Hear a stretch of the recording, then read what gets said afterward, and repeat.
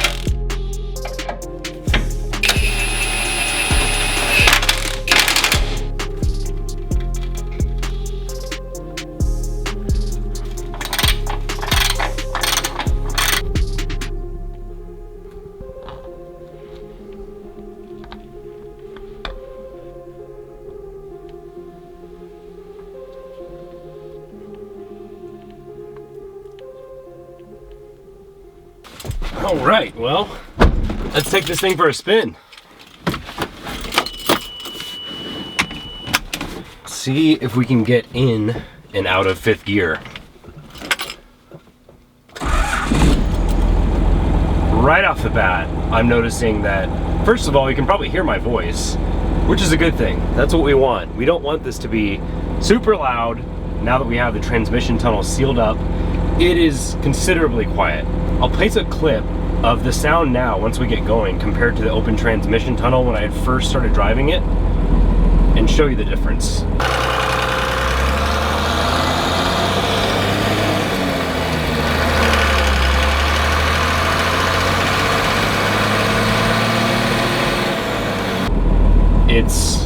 It feels not much louder than my Corolla Hybrid. This is what it should sound like. So before we get on the highway, I'm gonna take it around the neighborhood. Just try and shift through the gears, make sure that everything's working correctly.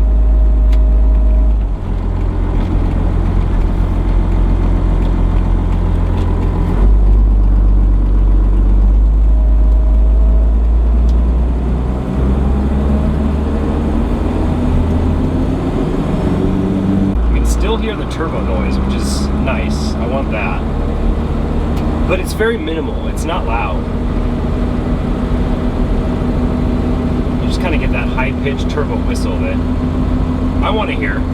Next week, I'm really looking forward to finally being able to put shocks and rear springs in this to complete the 2-inch lift kit and have this thing drive a lot better down the road. Now, I still need to correct my caster, whether or not I do plates or arms. That's still kind of on the docket, but correcting your caster after essentially a 3-inch lift in the front is really necessary when you're on the highway or just going fast at a high rate of speed,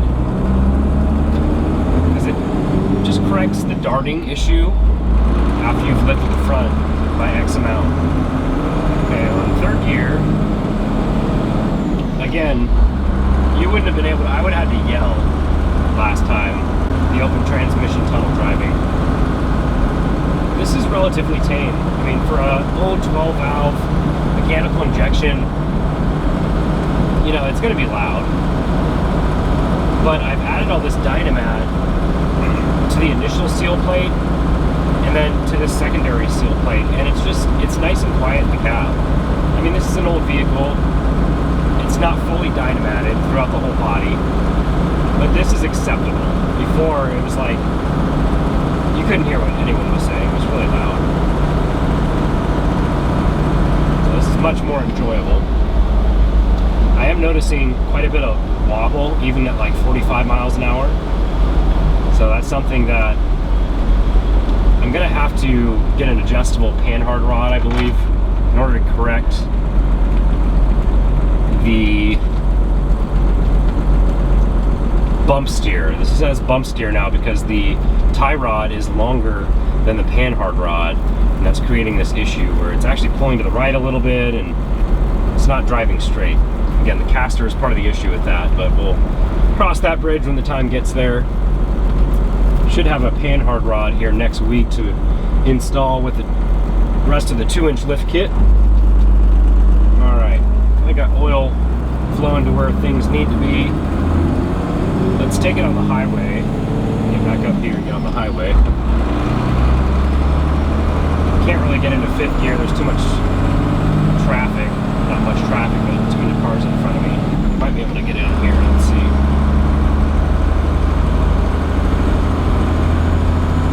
Also don't want to speed, so speed limit's 45. It's not a cop, okay? Let's see if we can get into fifth.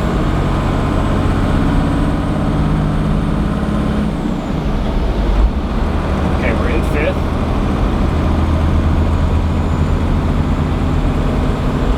Okay, moment of truth. We got into neutral. Let's go. Transmission's fixed. Okay. Now let's take it on the highway. I've since added oil back into the transmission. It's the old oil. It was getting a little dark, so I've got 4 more quarts of MT85 on the way. And we'll put that in next week when it gets here. Probably should have waited, but I've been patient. I just wanted to make sure it worked after all that work. Man, I probably put 4 hours into putting that transmission in. Probably could have been done a lot quicker. Now that I know how it has to be done, actually putting that 2-inch lift kit probably would have helped with the install of the trans, the adapter case. All right, getting onto the on-ramp here. Trying not to tip my camera over. Okay, third gear pull, here we go.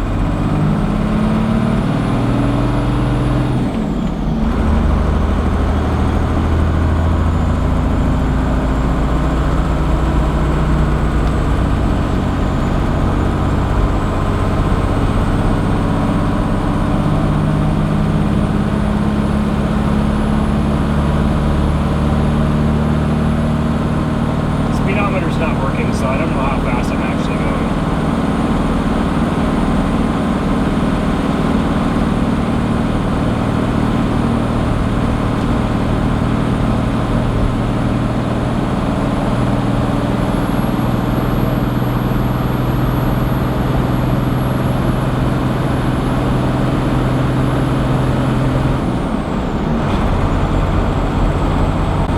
So I'm noticing that fifth, it's kind of a dog.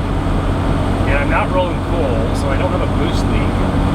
I think I need to add a little bit more pre-boost fuel, which can be done by turning your star wheel in. It's starting to catch up now, but you know, these things have enough torque where it should be pulling a lot harder, keeping in mind that this pump was remanufactured and probably set to stock settings. So it's tuned relatively tame because they want to get they want you to get as many miles out of it as possible. Well, they probably actually want you to get as least many miles as possible so they can sell you a new one. My point is, they tune these in stock, which is lower horsepower. This is a V pump, it's not a P pump. And we're going to add a little bit more fuel, because I noticed I'm not rolling coal, so I don't have a boost leak. Or if I do, it's not big enough to create a rich mixture of diesel.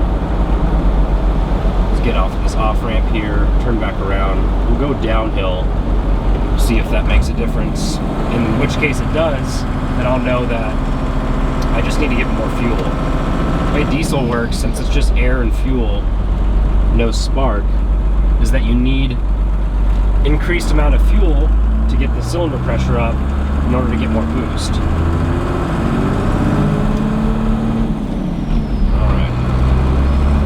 Onto the highway here. Again, I don't know if you guys can tell, but the noise inside the cab is just very minimal. It's ideal. Hearing a clunking too in the front end. I'm pretty sure that's going to be the panhard discrepancy between the tie rod. Okay, we're going downhill now. So we can get up to speed quick.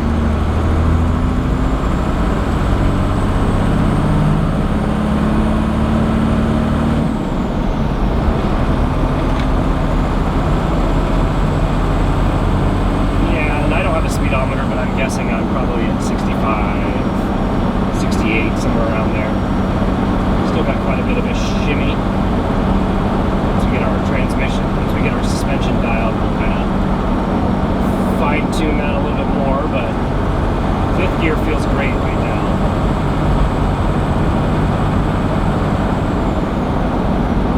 This is about the speed I would expect it to be with 37s and stock gearing.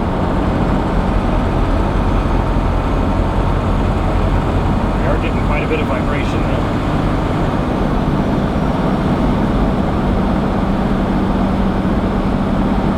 I'm wondering if it actually could be the front driveline. Our driveline angle in the front might be a little too steep with the 3-inch lift now. So we might need to look at getting a dual cardan like we had in the previous one. That was with a 6-inch lift, but what I did is I took a tail shaft from the Tacoma and had the double cardan unit retubed and used it for my front drive shaft, which is something I might do with this one. Get off of the off ramp here. I'll be going about 75, right back into neutral. So she's fixed. Oh, it feels good to be able to get back on the highway. the highway means I take back roads everywhere, and that's not very fun. It's also a huge waste of time.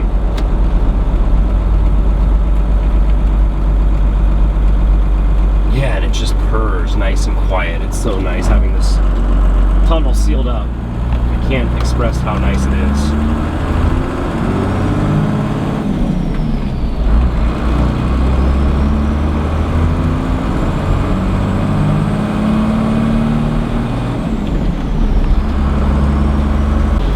Clutch feels good, everything feels like it's working properly. It's very confidence inspiring knowing that I should be able to drive this thing regularly now. Aside from the little suspension components we got to dial in, but that's with any 80 series really that you buy. These are 30-year-old trucks, and they're gonna have some suspension gremlins pretty much no matter what.